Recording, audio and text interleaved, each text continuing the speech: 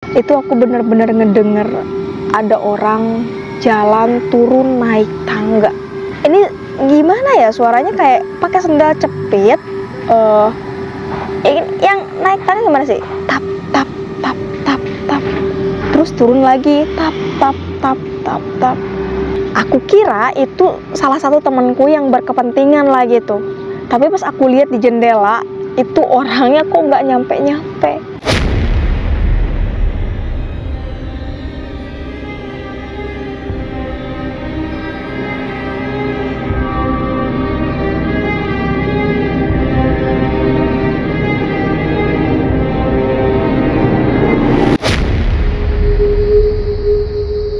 Oke guys, cerita kali ini datang dari pengalaman pribadi aku ya. Selama ini aku ceritain pengalaman creepy orang, dan ternyata aku sendiri juga punya pengalaman yang tidak bisa diterima oleh akal sehat gitu. Ini memang ceritanya udah lawas ya, udah lama banget. Waktu itu aku kuliah di salah satu perguruan tinggi dan kebetulan tinggal di sebuah asrama. Dan ternyata gedung asrama yang aku diami waktu itu adalah gedung yang super amazing, angker gengs. Karena memang ternyata tempat tersebut telah lama kosong selama 20 tahun. Dan ada kisah menyeramkan di balik angkernya gedung tersebut.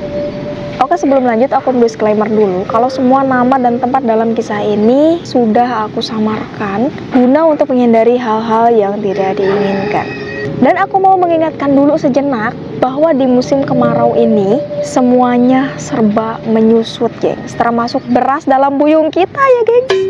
Tapi walaupun gak makan, kita mesti kudu banyak minum air putih setidaknya 2 liter dalam sehari. Meskipun tidak mengobati rasa lapar, tapi tetap cara itu bisa mengobati rasa dahaga kita ya. Kemain aku mah diatur ya Allah. Lanjut. Nah, jadi di tahun 2013 lalu, aku mulai berkuliah di salah satu sekolah tinggi ilmu pendidikan yang berpusat di Jakarta. Tapi pas di tahun itu, sekolah tersebut mengadakan kelas jauh, dan kebetulan masih satu daerah dengan tempat tinggalku gitu. Jadi pas masuk, aku jadi angkatan pertama di tempat itu. Dan pas pertama kali aku masuk ke asrama itu, memang udah rame lah gitu, kamarnya udah hampir penuh juga. Tapi teman satu kamarku cerita kalau dia sempat ikut bersihin gedung tersebut yang sudah lama kosong selama 20 tahun.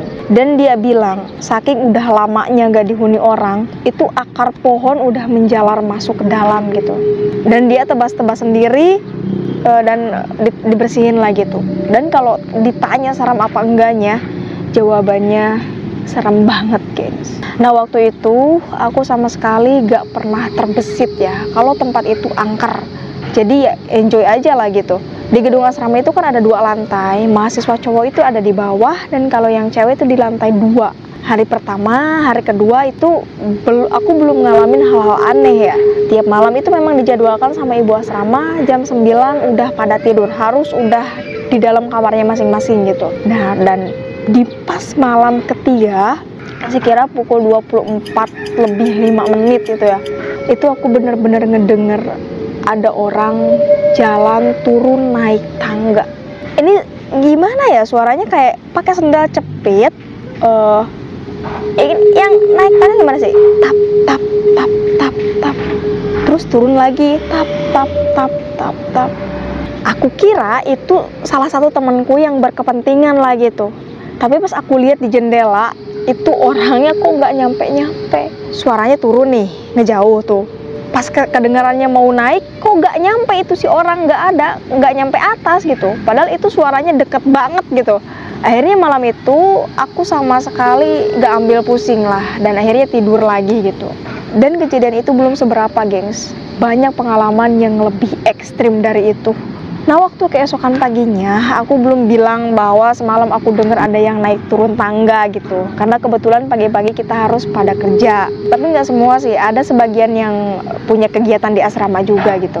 Nah, pas malamnya, aku bilang sama temanku yang namanya Nita, "Woi, semalam kayaknya si Angga mau ambil casan deh. Bolak-balik mulu turun naik tangga." Aku bilang kayak gitu. Soalnya siangnya Nita ini emang pinjem casannya Angga. Dan aku berpikir itu si Angga yang mau ambil casan. Tapi Nita bilang, jam berapa kejadiannya? Ya jam 12-an lah, aku bilang kayak gitu. Oh, itu mah bukan si Angga. Lagian casan si Angga mah udah gua balikin tadi sore. Lah terus siapa? Akhirnya Nita menceritakan kalau sebenarnya semua mahasiswa yang ada di asrama itu pernah ngedenger orang yang turun naik tangga di malam ketiga. Dan fantastisnya setelah aku ada anak baru lagi tuh cowok dan mengeluhkan hal yang sama, yaitu di malam ketiga ada yang turun naik tangga katanya gitu. Dan dari situ aku ya Allah, pertama kali seumur-umur dengar suara intens kayak gitu. Dan di hari berikutnya waktu kita lagi kumpul di bawah semua, tiba-tiba kedengerlah di kamar anak cowok lagi pada ngomongin yang serius gitu. Dan aku samperin lah waktu itu, kepo-kepo lah gitu. Woi, ada apaan nih? Terus salah satu temanku bilang, pas pertama gue nempatin kamar ini, gue ngalamin hal yang janggal, katanya kayak gitu. Wah, kenapa Mang? Aku bilang tuh kan, itu pas malam waktu pada ngobrol. Nih dan kebetulan ya di kamar dia ini emang paling banyak orangnya gitu. Dan tiap kamar itu kan ada kamar mandi itu ya. Dan ternyata kamar mandi dia ini itu digembok gengs. Dan entah kenapa cuma itu yang nggak dibuka gitu. Dan satu gedung itu kan kamar mandinya banyak. Satu kamar mandinya. Semuanya dibuka, digunain, berfungsi seperti biasanya. Cuman di kamar itu aja yang nggak dibuka, dan entah kenapa gitu. Dan pada saat itu lagi rame-ramenya di dalam kamar, biasalah begaduh gitu kan anak muda. Tiba-tiba salah satu ada yang bilang, "Shh, dengerin. Ada suara yang lagi pipis di kamar mandi, gengs." Apaan tuh? Itu kan. Akhirnya karena penasaran, manggillah salah seorang staf yang pegang kunci gedung tersebut. Dibukakanlah tuh, krek. Pas dibuka, kering, gak ada apa-apa. Boro-boro ada air, dalamnya itu emang kumuh banget, kotor gengs. Dan saat itu semua sepakat untuk membersihkan kamar mandi tersebut sampai bisa digunakan kembali gitu. Dan setelah sekian lama, semakin banyak kejadian aneh yang dialami para mahasiswa di gedung asrama tersebut gengs. Mulai dari Nia yang sering kesurupan, terus ada Mia yang sering jalan-jalan malam sendiri gitu, dan banyak lagi lah. Dan kejadian yang menurut aku paling gila itu saat liburan semester gengs. Jadi kan berhubung libur, itu teman-temanku semua pada pulang gengs. Dan cuma aku yang waktu itu belum pulang. Dan keesokan harinya aku baru pulang. Karena waktu itu aku baru pulang camping dari Japanaspa Gunung Salak. Karena dirasa capek mau pulang hari itu, dan memutuskan lah untuk istirahat dulu gitu di situ. Jadi kebayang nggak sih waktu itu satu gedung 2 lantai itu cuman aku yang tinggal geng, seorang. Karena berhubung aku sendiri, aku takut lah kalau tidur di lantai 2. Dan akhirnya aku memutuskan untuk numpang tidur di lantai bawah. Itu sebelah ujung, paling pojok. Karena kosong kan gak ada orangnya, ya aku numpang tidur lah di situ gitu. Karena dirasa deket pintu keluar juga kan. Kalau ada apa-apa ya gampang lah gitu. Dan sumpah aku nyesel banget kenapa nggak pulang hari itu. Dan pas malam harinya aku bener-bener gak bisa tidur gengs. Mata tuh kebuka mulu. Padahal siangnya aku capek kan ya. Lihat jam kayaknya lama banget. Dirasa pengen puterin sendiri lah tuh. Tahu tuh udah subuh lah gitu. Dilihat baru jam 11. Dan tepat di jam 12 itu tiba-tiba lampu yang ada di situ mati gengs. Tapi nggak semua, cuma lampu-lampu kecil yang ada di pinggir-pinggir itu mati semua. Nggak tahu kenapa lah pokoknya. Yang jelas aku mulai gemeter di situ. Astagfirullahalazim, istighfar lah terus dalam hati. Dan dari situ ini bener-bener aku masih ingat betul kejadiannya. Saat itu ada yang geser-geser kursi gengs. Kursi yang menyatu sama meja itu kan, yang terbuat dari besi. Kalau ada yang geser pasti kencang banget itu. Dan itu bener-bener rame lah. Belum selesai kursi itu jalan-jalan, di tembok kamar yang aku tidurin itu kayak ada suara benturan 3 kali gengs. Duk, duk, duk. Dan malam itu aku bener-bener diteror habis-habisan sampai jam 3 pagi. Dan setelah itu aku tidur, bangun jam 9 pagi, mandi, siap-siap pulang. Dan dari semua deretan pengalaman mistis yang aku alami, pengalaman kawan-kawanku ternyata lebih ekstrim gengs. Ada satu pengalaman yang aku dengar Dan itu dari salah satu temen yang huni kamar yang aku tumpangi itu. Dia bilang sering lah kejadian kayak begitu mah.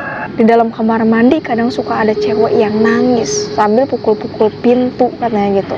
Karena dirasa jengkel, si temanku ini pukul balik lah itu pintunya. Duh. Dan kalian tahu, dari dalam kamar mandi itu ada yang balas pukulan temen aku. Duh. Malahan lebih kenceng. Hingga akhirnya saling balas lah tuh. Hingga akhirnya pukulannya dari dalam itu udah nggak kedengar lagi, gengs. Dan temanku menang gitu. Terus aku bertanya-tanya kan dalam hati ini kan, ini kok gedung serem amat ya gitu. Kita nggak tahu dulunya ini bekas apa gitu kan. Hingga akhirnya aku sama kawanku menanyakan pada warga sekitar apa yang sebenarnya terjadi. Dan dari situ semuanya terungkap, gengs. Jadi dulunya gedung itu pernah difungsikan sebagai pesantren, gengs. Dan entah mengapa pesantren tersebut ditutup secara paksa oleh pihak berwenang. Dan setelah aku tanya lebih dalam, ternyata dulu pernah ada korban pembunuhan di dalam gedung tersebut. Menimpa salah satu santriwati yang mendiami kamar pojok yang waktu itu ditidurin sama aku. Waktu sendiri itu. Dan kejadiannya pun di kamar itu. Entah ada perselisihan atau apa, yang pasti si cewek tersebut dikill dengan cara dibenturin ke tembok sebanyak 3 kali. Dan mayatnya disimpan di kamar mandi situ, gengs. Juga selain dari itu, pesantren tersebut sedikit menyimpang. Dan memang ini ya, pas pertama aku masuk, kok ada meja biliar gitu, sama bekas botol miras. Ini ditemuin sama anak-anak. Kok ada yang beginian sih katanya kayak gitu. Dan itu mau Allahu alam ya, entah mana bagaimana sebenarnya, yang jelas setelah aku denger cerita itu, fix aku pindah dari asrama tersebut. Jadi tiap 1 minggu aku pulang pergi dari rumah gitu. Ya walaupun jauh tapi ya mau gimana lagi lah. Dan itu yang terbaik kayaknya. Lumayan lah aku tinggal di asrama situ sampai semester 3 dengan pengalaman yang luar biasa. Buat teman-teman yang lihat ceritaku ini, semoga kalian baik-baik saja. Dan kalau bisa tambahinlah pengalaman kalian ya waktu itu. Dan buat kalian yang semua nanyain ini tempatnya di mana, sorry aku nggak bisa kasih tahu karena ini menyangkut privasi dari seseorang. Dan ini sebenarnya masih banyak ini pengalaman-pengalaman mistis lainnya gitu. Masih banyak, bener serius. Kalau aku sih pengalaman aku sih cuman itu, dan teman-teman aku masih banyak. Teman-teman aku semuanya hampir semua mengalami lah kejadian-kejadian mistis waktu itu. Ya selama aku tinggal di sana amazing lah pokoknya ya. Senang, sedih, lapar, itu dirasakan bersama-sama gitu. Ya aku dapat itu lebih kekeluargaan sih. Bahkan hingga saat ini kita masih lancar komunikasi. Udah ada yang jadi advokat, ada yang jadi notaris, pengusaha, dan cuma gua yang masih serba susah kayak begini. Oke, terima kasih buat kalian yang masih stay di channelku, Tri-channel di sini. See you in the next video. Jangan lupa banyak minum. Bye.